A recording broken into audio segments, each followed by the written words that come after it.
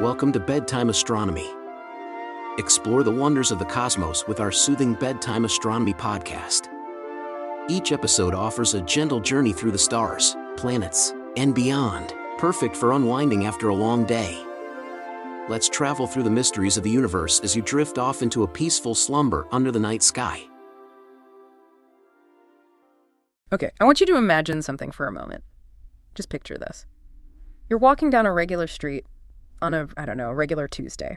Got with you so far. And you pass by a playground. You know the kind, right? The ones with the rubber mulch and those bright yellow slides. Mm-hmm. Standard playground scene. You see a toddler near the sandbox. A cute kid, maybe 2 years old. Right. Wearing those little Velcro sneakers. Maybe they have a pacifier clipped to their shirt. The whole deal. I've got the visual. Right. But then you look a little closer, you squint, and you realize this toddler is actually 7 feet tall. Okay. And they weigh, say, 350 pounds of pure rippling muscle. And right at that moment, they are dunking a basketball on a regulation hoop with the ferocity of a prime Shaquille O'Neal. Just shatters the backboard. That is a deeply unsettling image. It is, isn't it? It feels like a glitch in reality. Something is profoundly wrong with that picture. It breaks your brain a little. Because biologically, physically, that just shouldn't be possible. Yeah. A human body needs time to accumulate that much mass. You can't just cram 20 years of cell division and bone density growth and all that muscle development into 24 months of life. It completely defies the laws of nature as we know them. It sounds like the setup for a horror movie, honestly. The Impossible Child. Exactly. But here's the thing. This isn't a horror movie. This is the exact crisis that astronomers have been waking up to every single morning for the last few years. And you aren't, I hope, talking about giant babies. Thankfully, no. We are talking about black holes. Oh, cool. Specifically, black holes in the very, very early universe.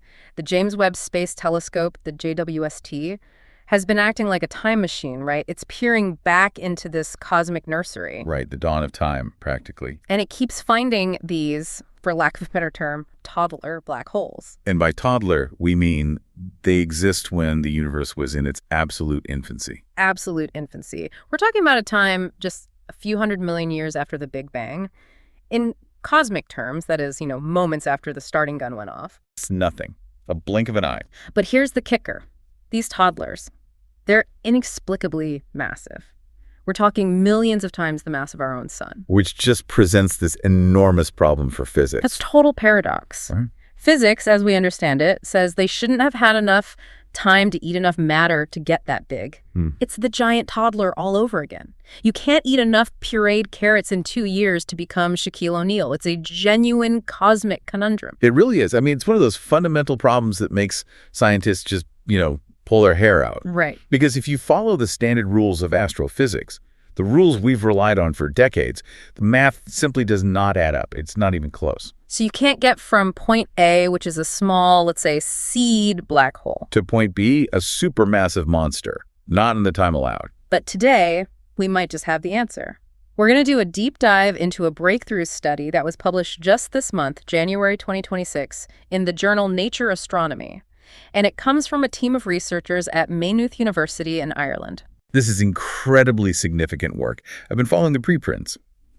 The team was led by Doxal Mehta, who's a PhD candidate, along with Dr. Louis Prohl and Dr. John Reagan. And what they proposed is, well, it's fascinating. They are claiming to have found the missing link, the solution. They think they figured out how these cosmic toddlers managed to bulk up so fast. Yeah. And a little spoiler alert, it involves a chaotic, incredibly violent early universe and something they're calling a feeding frenzy. It really changes how we have to view the early universe. It suggests that the conditions back then allowed for a kind of physics that we basically never get to see in the local universe today. Okay, so let's unpack this, because to really understand why this is such a big deal and why scientists were, practically flipping tables before this study came out, we first have to understand the speed limit of the universe. Right. The Eddington limit. I want to start there. Yeah. Because my assumption, and I think a lot of people's assumption, is that a black hole is just the ultimate vacuum cleaner. It eats whatever it wants, whenever it wants. You throw a planet at it, it eats the planet. You throw a star at it, it eats the star. So why is there a speed limit at all? It's a really common misconception. We tend to think of the gravity in a black hole as this, irresistible one-way street. Yeah. And once you cross the event horizon, It absolutely is.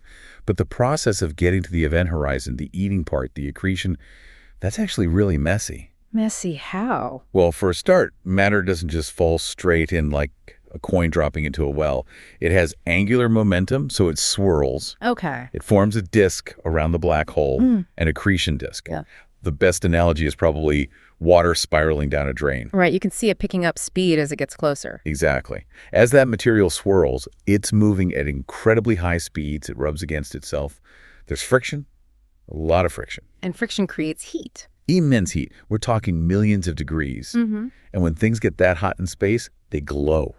They release a tremendous amount of energy in the form of light or radiation. Right, and that's why we can see them from across the universe. Things like quasars are just super bright, feeding black holes, right? They're like the brightest flashlights in the dark. Precisely. A feeding black hole is actually one of the most luminous objects in the entire universe. Yeah. But here is the catch, and this is the important part. Light isn't just brightness. Okay. Light carries momentum.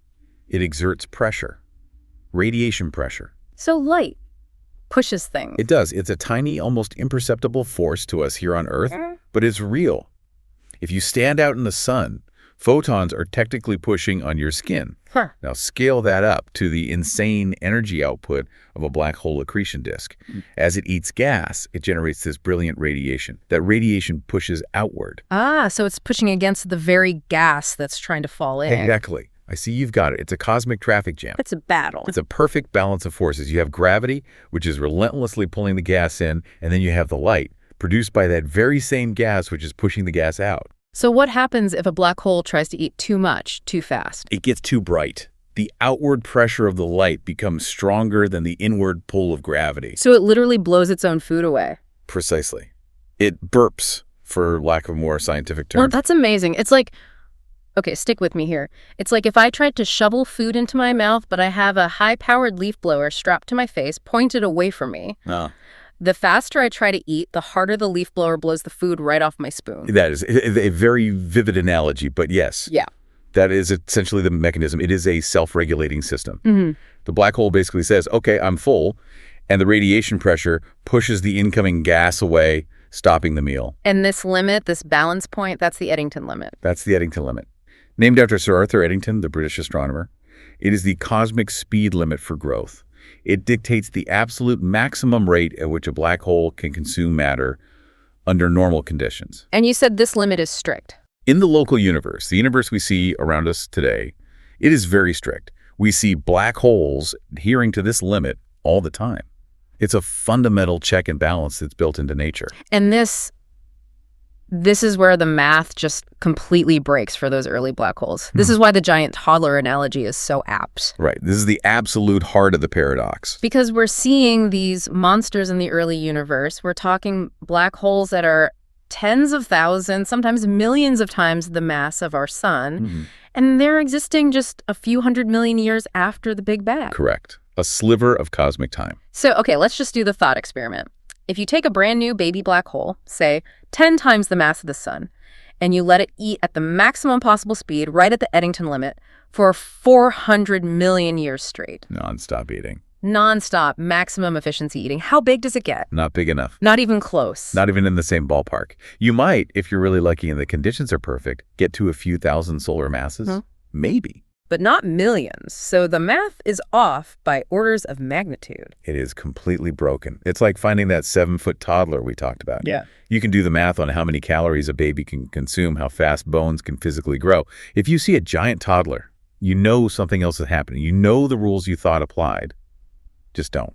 Dr. Lewis Prohl from the research team, he actually called this one of astronomy's big puzzles. It's like finding a skyscraper that was somehow built in a single day. Right. If you walk by the construction site, you know the concrete shouldn't even be dry yet, but there it is. So the big question is, how did they cheat? How did they break the cosmic speed limit? And that is exactly where the Maynooth University study comes in. And what's so interesting is how they discovered this. They didn't find it by, finding a new object in the sky. They didn't point a telescope at a specific star and see it eating too fast. No. So how did they find it? They found it by building the early universe inside a computer. I love when they do this. It's one thing to have telescopes looking back in time, but sometimes you need a simulation to actually understand what you're seeing. Feels a bit like running a simulation in the Matrix. It is, in a way. I mean, simulations are absolutely crucial for this kind of work because we can't watch a black hole grow in real time. Right. It takes millions of years. We don't have that kind of time. Exactly. But in a computer, we can fast forward. We can tweak the variables. We can say, okay, what if the gas was denser here? Or what if two galaxies merged? We can replay history over and over. So what do? Do they just turn off the Eddington limit in the code? Do they just toggle cheat mode on? Hey, no, not exactly. That wouldn't be very scientific. What they did was they used these state-of-the-art simulations to model the very first generation of black holes in their natural habitat. So in the conditions of the early universe. Precisely.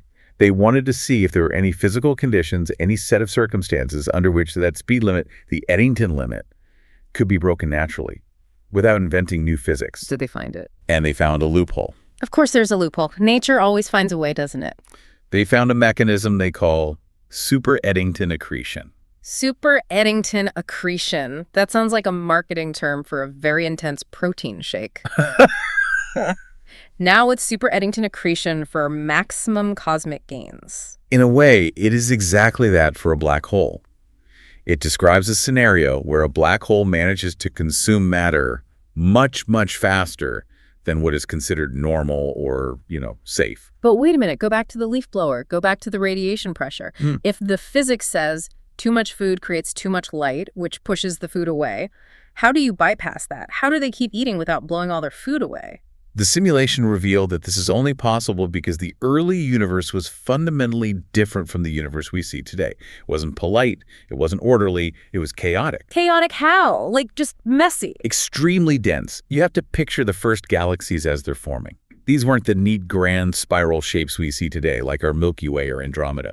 These were messy, clumpy blobs of gas, collapsing rapidly under their own gravity. The environments were incredibly rich in gas and dust, just a thick cosmic soup. Okay, so it's extremely crowded. There's food everywhere. So much food. Yeah. So to go back to your creative analogies, imagine the inflow of food is not a spoon. Okay. Imagine it is a fire hose. A high-pressure fire hose of matter aimed directly at the black hole. Okay, so sticking with my analogy, instead of the burp of light blowing the scone away, imagine someone is blasting me in the face with a fire hose of porridge. If you want to stick with that, slightly disturbingly messy analogy, then yes, that's the idea. I'm committed to it now. We're in too deep to turn back.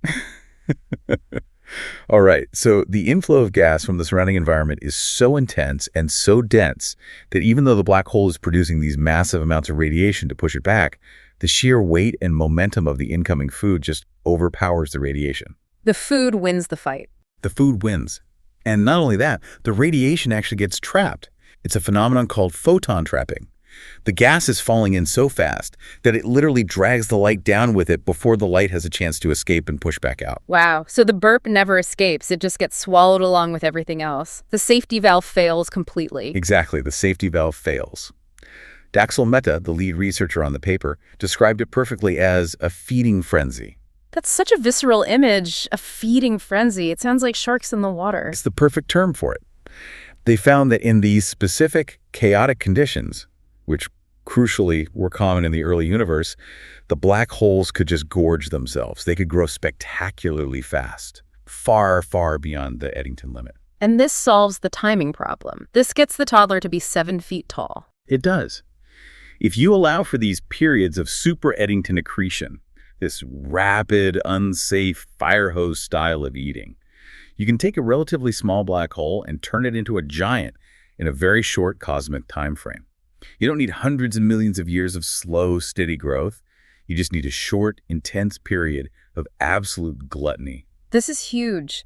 But I want to pause here for a second because this actually leads us straight into another massive debate in astronomy. This study doesn't just explain how they grew, it might settle a long-running fight about where they started. The Battle of the Seeds. The Battle of the Seeds. It sounds like a bad sci-fi movie from the 70s, but this is a real scientific debate, right? Oh, absolutely. Yeah. And it has divided the astrophysics community for quite a while. It's one of those fundamental fork-in-the-road moments for the theory. Okay, so for you listening, let's set the stage here. When we talk about seeds, we're talking about baby black holes. the starting point, the little acorn that grows into the giant oak tree. And there have been two main candidates for how a supermassive black hole begins its life. Correct. You've got candidate A and candidate B. Let's start with candidate A, the light seeds. Right. Light seeds are what we would consider the garden variety black holes. They're the ones we understand best, the ones we see forming today. They form when a really massive star dies and its core collapses. This is the classic black hole origin story. A huge star runs out of fuel, it can't support its own weight, it goes supernova, the core collapses in on itself, and boom, you've got a black hole. Exactly. And these start out relatively small, maybe 10 to a few hundred times the mass of our sun. Which, to me, sounds incredibly heavy, but I guess on a cosmic scale, it's peanuts. Precisely. Peanuts. And this was always the central problem. If you start with a peanut light seed and you have to follow the cosmic speed limit, the Eddington limit, you can't get there. You cannot get to 1 million solar masses in time for the James Webb Telescope to see you in the early universe. You start too far behind the starting line. It's like you're trying to run a marathon, but everyone else started at mile 20 and you're starting back at the block. Right. You're guaranteed to lose the race. And because the math just didn't work for light seeds, scientists were forced to look for an alternative, a different starting point. Which led them to propose candidate B, the heavy seeds. The heavy seeds. Now, this is a much more exotic and frankly theoretical idea. The theory is that under very rare, very specific conditions, enormous clouds of primordial gas could collapse directly into a black hole. So skipping the whole star phase entirely. Completely skipping the star phase. No star forms, no supernova happens.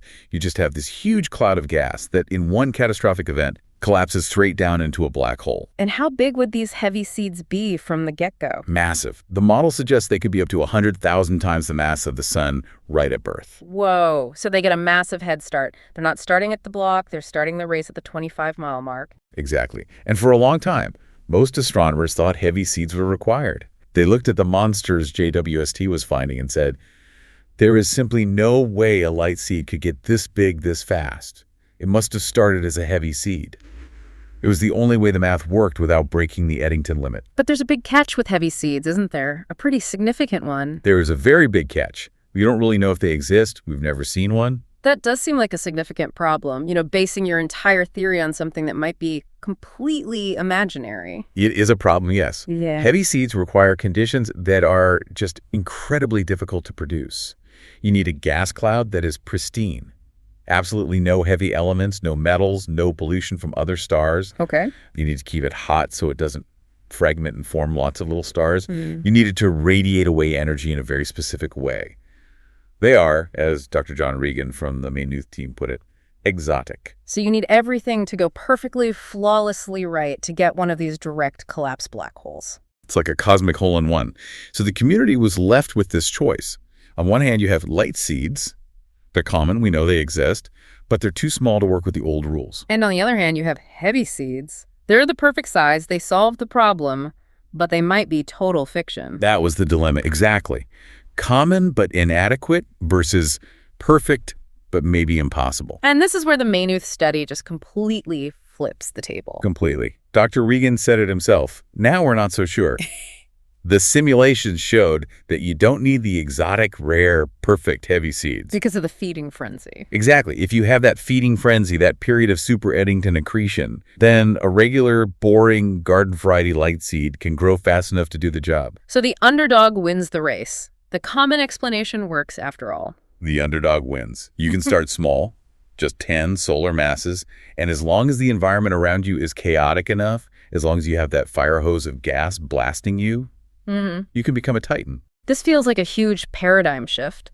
It tells us we don't need to invent new, rare types of magic black holes to explain the universe we see. Right. The normal ones can do it. You just have to give them an endless buffet in a really violent restaurant. It makes the universe a little less complicated in terms of its ingredients. We don't need to invent new ingredients, but it makes it much more violent and chaotic in terms of its process. Let's talk about that violence, because I think you and I sitting here have a very sanitized view of space.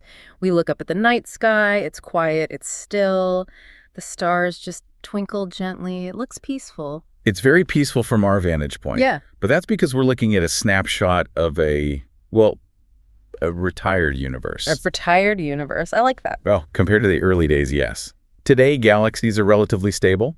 Our Milky Way isn't colliding with anything major at the moment. We live in a mature universe. The chaotic dinner party is over, and now everyone is sitting down with their coffee and dessert. Laughs.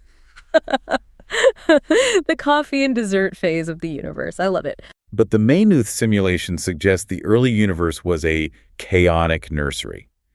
Dr. Regan described it as being much more chaotic and turbulent than we'd expected. Chaotic nursery. That sounds like my house on a Saturday morning with my kids. Well, imagine that, but on a galactic scale. Yeah. You have to try and visualize galaxies that aren't fully formed yet. Yeah. They're constantly colliding and merging. Huge streams of cold gas are streaming in from the cosmic web, just smashing into the galactic center. So it's not empty space. Not at all. Stars are forming and dying at a furious rate, exploding as supernovae, churning everything up.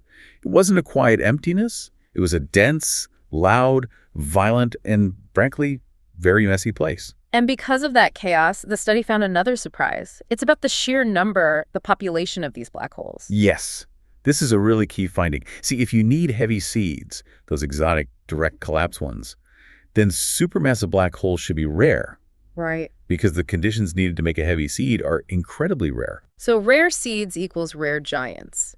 If the seed needs a perfect, pristine gas cloud that's never been touched, there can't be that many of them. Exactly. Right.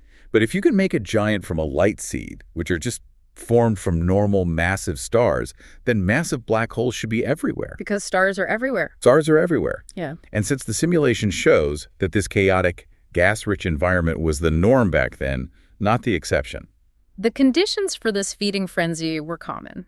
Exactly. The simulations suggest there should be a much, much larger population of massive black holes in the early universe than we ever anticipated.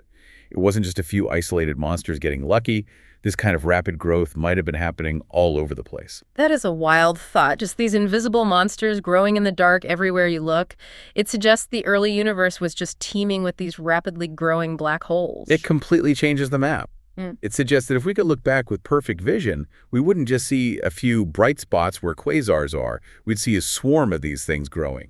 And this brings us to this idea of the missing link. The researchers use this term specifically. How does this specific mechanism, this feeding frenzy, connect all the dots? Well, just look at the timeline of the universe. We have the first stars. We know they existed. We can see their chemical signatures in later stars. They're relatively small. Okay, point A. Then you fast forward a few billion years, and we have the supermassive black holes, the behemoths, that we see today at the centers of nearly every large galaxy. Like Sagittarius A at the center of our own Milky Way. Exactly. Millions or even billions of times the mass of the sun. That's point B. The gap has always been, how do you get from the small star to the big hole? The middle steps were missing. It was like seeing a baby picture of someone and then a picture of them as a CEO with absolute nothing in between. No school photos, no awkward teenage years. That's a perfect analogy. And Daxal Mehta, the lead author, points out that this research connects the two. It fills in those missing photos. It explains how the small black holes left behind by the very first stars could transition into the behemoth black holes that anchor galaxies. It fills in the blank pages of cosmic history. It does. It says, this is how they did it. They ate their way there. So we have the theory, we have the simulation, we have the how. But you know what I'm going to ask next. You're going to ask for proof. I am. I'm a skeptic at heart. As you always tell me, a simulation is just a really well-informed prediction until you can prove it. It's a very nice computer model, but is it real life? True. Science demands verification. A theory without some kind of observable proof is just a nice story. So how do we verify this? We can't exactly build a time machine and go back and watch them eat. No, we can't. But we can listen for them. Now we are getting into the really cool sci-fi stuff. And you don't mean listening with a giant microphone? No. There is no sound in space, as the movie posters famously say. We are talking about listening for gravitational waves. The ripples in space-time itself. Right. And the study points directly to a future mission that is going to be absolutely critical for proving or disproving this theory. It's called LISA. LISA, the Laser Interferometer Space Antenna. Correct. It's a joint mission between the European Space Agency, ESA, and NASA. And it's currently scheduled to launch in 2035. That feels like a long way off, but I guess in space mission terms, that's practically tomorrow. They are probably building parts of it as we speak. They are. And LISA is special. Think about what JWST does. It's a telescope. It looks at infrared light, it takes pictures, it captures photons. Right. It sees light. But light can be blocked by dust and gas, and light from the very, very beginning of the universe is hard to interpret because it's been stretched and redshifted. LISA is different. It's an observatory designed to detect gravitational waves. So when these massive objects, like black holes, collide or merge, they physically shake the universe. Yeah, they do. Einstein predicted this over 100 years ago. When two massive objects spiral into each other and merge, they disrupt the very fabric of space-time itself. They send out these powerful waves, like the ripples in a pond when you throw a rock in. And we can actually detect those ripples here on Earth. We already have, with the ground-based detectors like LIGO and Virgo. But they can only hear the high notes of the universe, the quick, sharp crashes of smaller, stellar mass black holes.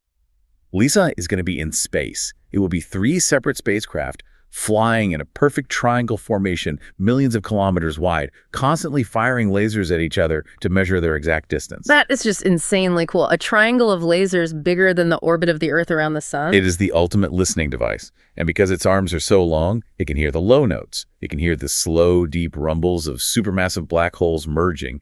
And importantly, it can hear the mergers of these seed black holes back in the early universe. Okay, so how does this prove the Maynooth theory specifically?